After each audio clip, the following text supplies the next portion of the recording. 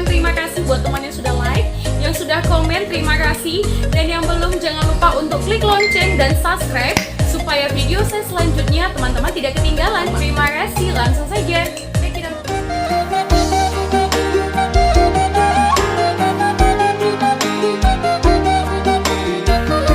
Sejarah Opu Soributu Sidabutar di Tomok.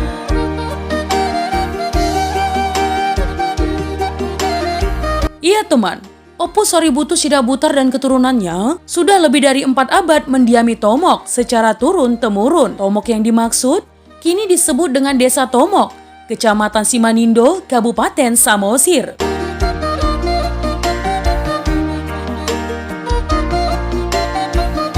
Sebelum mendiami Tomok, putra sulung Opu Raja Hasahatan atau Guru Sohatindion Sidabutar ini bersama saudara kandungnya bermukim di Batu Tanggang, wilayah yang berhimpitan dengan Tuktuk Siasu atau kini dikenal dengan nama Kelurahan Tutuk Siadong, Kecamatan Simanindo.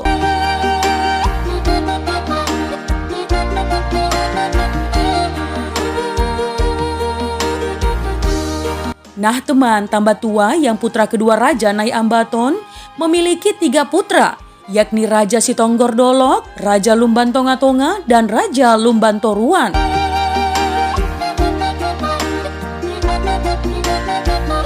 Raja Lumban Tonga-Tonga memiliki cucu bungsu yang bergelar Datu Parngongo. Guru Sitindion yang juga bergelar Sojoloan atau Guru Sohalosan merupakan putra dari Datu Parngongo. Istri Guru Sotindion Boru Lumban Gaol melahirkan 4 putra yang kemudian masing-masing menurunkan pula nama-nama Toga Sidabutar, Toga Sijabat, Toga Siadari, dan Toga Sidabalok.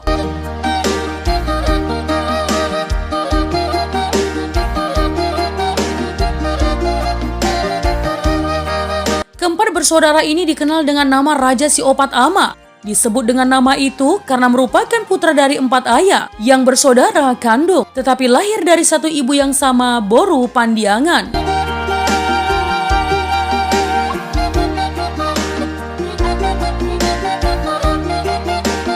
Iya, Opu Hasahatan Sidabutar merupakan generasi keempat keturunan Raja Sidabutar, anak dari Opu Raja Galung dan cucu dari Opu Raja Sihat.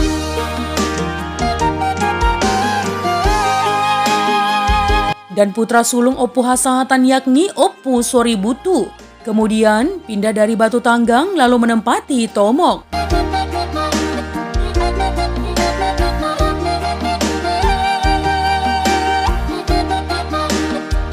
Nah teman, ada 5 putra Opu Soributu. Yang pertama, Opu Parhutamtam, yang kedua Opu Pamolus, yang ketiga Opu Pajongga, yang keempat Opu Porhas Marjonjon, yang kelima Guru Hatiaran.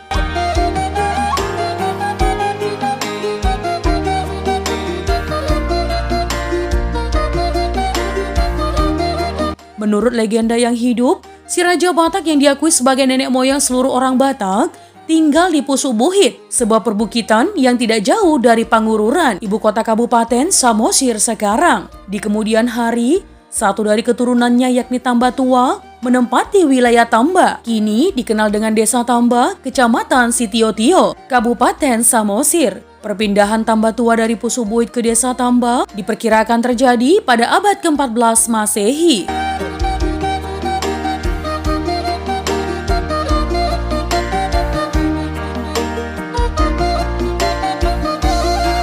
Sejarah Poparan Raja Nai Ambaton.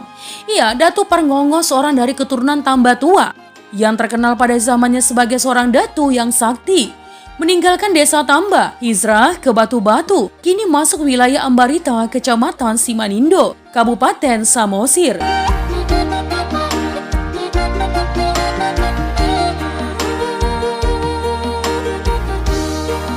Di Batu-Batu, lahirlah generasi keempat keturunan Datu Parngongo yang diberi gelar dengan nama Raja Siopat Ama, Raja Sidabutar, Raja Sijabat, Raja Siadari, dan Raja Sidabalok. Masa hijrah dari Huta Tamba ke Batu-Batu ini diperkirakan berlangsung pada abad ke-15 Masehi, teman.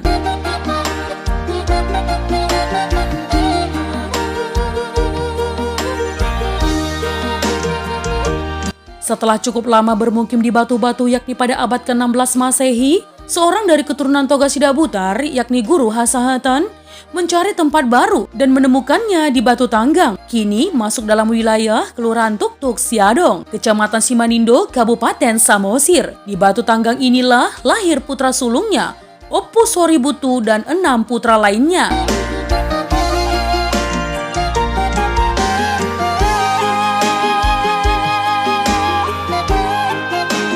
Lebih lanjut teman, karena di Batu Tanggang juga ikut bermukim marga-marga lain, maka pada abad ke-17 Masehi, hampir seluruh putra Oppu Hasahatan mencari lahan baru dengan meninggalkan Batu Tanggang secara bertahap. Oppu Soributu sendiri hijrah ke selatan, beberapa kilometer di selatan Batu Tanggang, yakni Tomok. Saudara-saudaranya ada yang kembali ke Ambarita, ada yang ke Barus, ada yang ke Sibisa, ada yang ke Tarutung, dan ke Balige.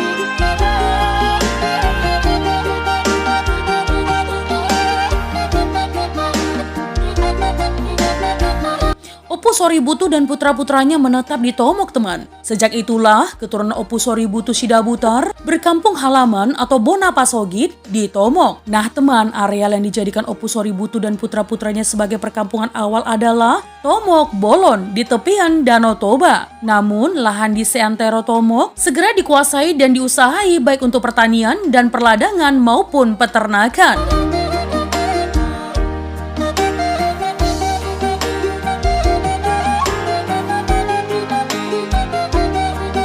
Dengan bertambahnya jumlah keluarga keturunan Oppu Soributu, baik dari garis putra maupun garis putri atau menantu dari marga lain, maka tumbuh pula tempat pemukiman atau perkampungan baru di lahan di sekitar perladangan, pertanian, dan peternakan mereka. Perkampungan baru itu ada yang disebut huta, ada lumban, dan ada sosor.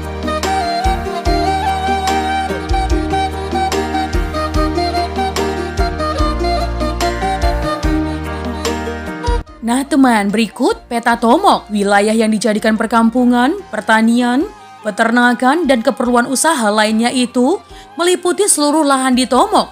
Garis perbatasannya adalah sebagai berikut. Di sebelah timur perbatasannya dengan Danau Toba, di sebelah selatan berbatasan dengan Lontung, di sebelah barat berbatasan dengan Ronggurni Huta, di sebelah utara berbatasan dengan Binanga Jambu, Silima Tali.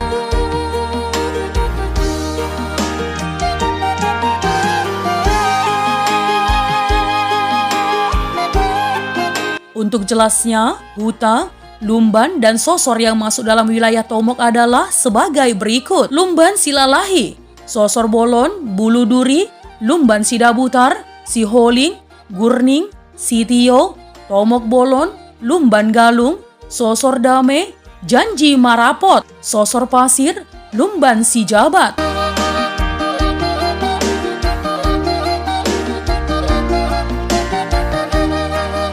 Nah teman, Parhudonan Sosor Dolok dan Sipariyama di Tomok bagian timur, Simangambat, Mual Napultat, Sosor Galung, Unte Anggir, dan Batu Manimbun di Tomok. Bagian utara, Pangambatan, Sosor Mangandar, Butu Nauli, Pialilit, dan Siharbangan di Tomok bagian selatan.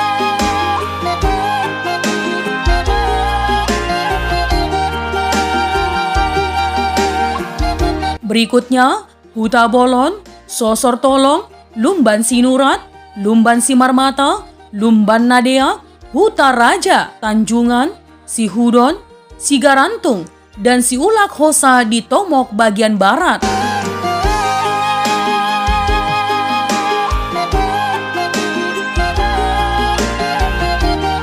Seluruh wilayah tersebut sejak awal atau abad ke-17 Masehi dikuasai oleh keturunan Oppu Soributu Sidabutar. Pusat kekuasaan tetap berada di Tomok Bolon. Hal itu ditandai dengan berdirinya Rumah Bolon atau Rumah Parsiloanan sebagai tempat kediaman Raja Jolo yang kemudian bergelar Raja di Huta. Sopo Bolon sebagai tempat penyimpanan benda-benda pusaka dan Parulu Balang di Tomok Bolon. Nah teman, di Tomok Bolon pula ditempatkan Tambak Dolo yang merupakan pusat pemakaman Oppu Soributu, putra-putranya, dan beberapa cucunya.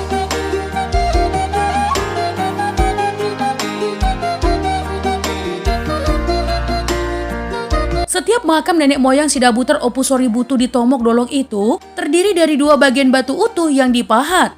Bagian bawah merupakan batu utuh yang paling besar diberi rongga. Ke dalam rongga itulah tulang belulang leluhur dimasukkan. Bagian atas juga dari batu utuh yang dipahat sebagai penutup rongga. Penyimpanan tulang belulang di bawahnya. Bentuk batu penutup itu mirip atap rumah adat Batak.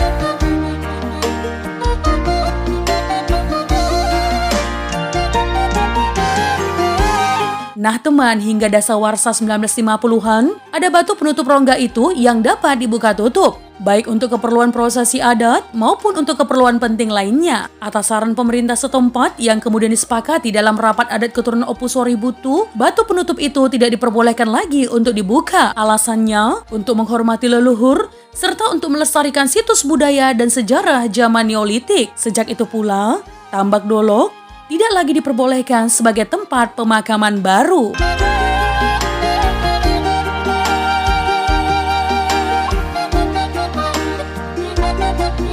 Nah teman, itu tadi adalah sejarah Opusori Butu Sidabutar di Tomok. Iya, Poparan Raja Tambatua.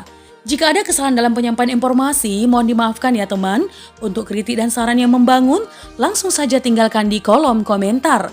Menjadi bijak, menjadi cermat itu penting. Terima kasih teman.